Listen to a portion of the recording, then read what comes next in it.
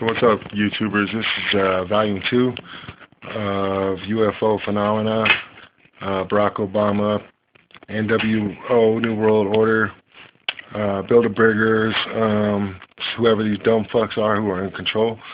We just had the citizens hearing there in Washington, D.C. with Stephen Greer, where they talked about military personnel came forward with classified information and with secrets that they were told to keep silent for the last, over the last 30 to 40 years, 3 or 4 decades, are now breaking their silence, testifying in front of members of Congress about their UFO phenomena experiences. We've had UFOs shutting down nuclear warheads, going into a non-ready state, shutting them down completely, hovering over nuclear warhead silos, that type of thing. And it's been going on for quite some time. There was even an incident where they launched a dummy warhead missile when it got into its 3rd stage, about right outside of the Earth's atmosphere, and the beginning parts of space. I guess they saw a UFO fly in the frame, shoot a laser at it about 3 or 4 times until it blew it out of the sky. So, it just seems like whatever this phenomena is, they're definitely interested in preserving our future here on this planet and deterring any possible nuclear attack or retaliation from human against human. So that's interesting to know, and that's also good to know, because relying on us to not press the button, we'd all be fucked and all be screwed if that was the case. So I think maybe they have an added investment in this earth. What's interesting to me is that I've done some research. I can't remember the guy's name, but he was talking about, maybe this UFO phenomena that we're seeing. We believe that human beings are on the top of the food chain. We believe that we are, but maybe we're not. Maybe there's these beings out there that surround our planet and surround our solar system that actually feed off of us. Whether it's feed off of us physically in a physical nature, or feed off of us in our emotional state, our consciousness. And maybe they have an added interest in keeping us around here so that they can continue to eat our feed off of it. It's kind of like cattle, okay?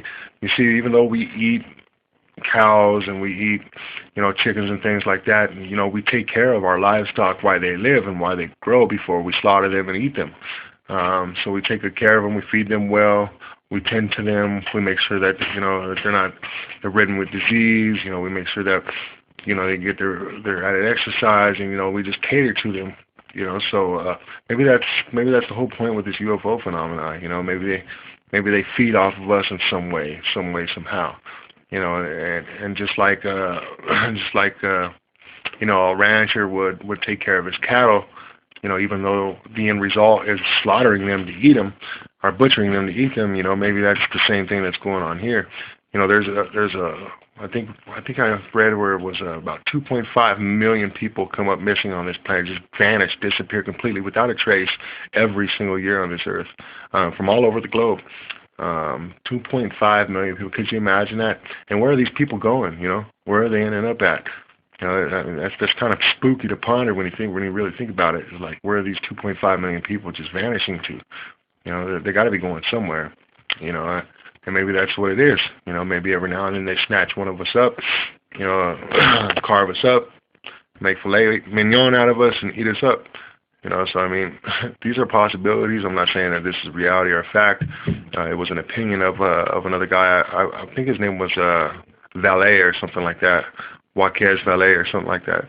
John Jaquez Valet, or I believe that was his name anyways, where he actually talks about this theory of the whole UFO phenomena. It could very well be a possibility. It's very strange things going on out there. And just where are these things coming from is what I'd like to know. I've seen the videos from the shuttle. I've seen videos from space where these things are everywhere out there. They're just flying around out there, back and forth through our atmosphere, in and out of the Earth. Just where are they coming from? you know, do they come here and then they hang out here for a while and go back, or, you know, do they come here back and forth daily, or, you know, what is it that's going on? I don't know. But it's going to be interesting to find out, and definitely see what develops over this whole phenomena here. But if you're asking about disclosure, I see a lot of people pushing for disclosure.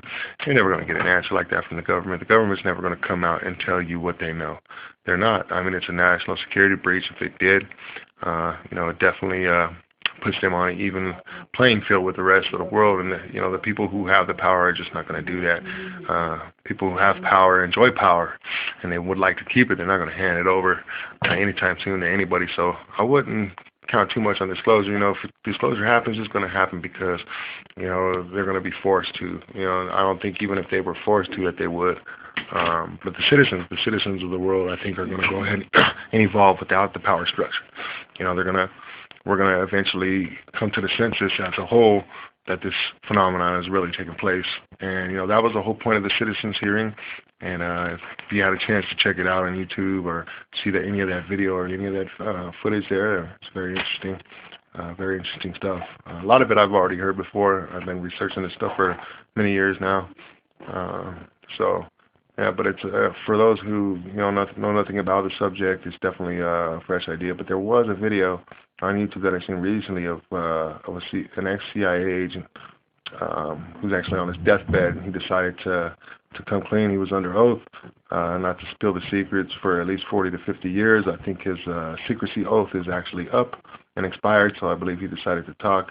But he talked about how he was actually ordered, I believe it was Kennedy, but Richard Nixon. He was ordered by Richard Nixon and Ford to actually go to Area 51, see what was going on, and report back to them.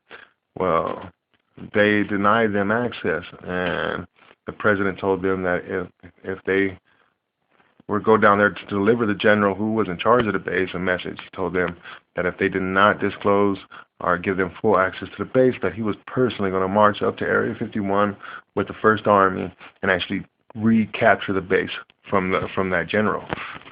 So I mean, you know, the President of the United States should have supreme power over everything. He is our commander-in-chief, so you know there should be no reason why he's left out of the loop of anything. So if I was him, I would have done the same thing. And I guess the guy said he went there and they disclosed everything to them. They did have an alien there. They did have extraterrestrial vehicles at S4. So all the stories that you heard from Bob Lazar are actually true.